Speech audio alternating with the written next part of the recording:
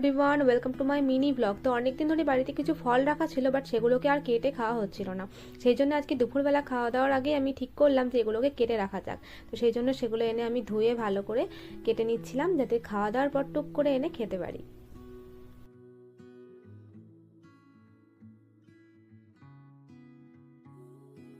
আর এদিকে আমার সব ফলগুলো কাটাও হয়ে গেছে।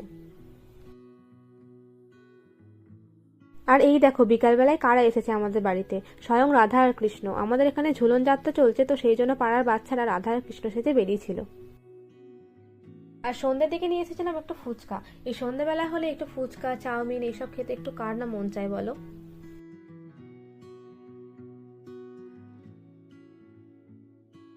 আর আজকে সন্ধ্যে থেকে বসে বসে হয়ে যাচ্ছিলাম একদম বোর। কি করব কিছুই বুঝতে পারছিলাম না, তাই এখানে একটা মেহেন্দি নিয়ে বসে পড়েছি।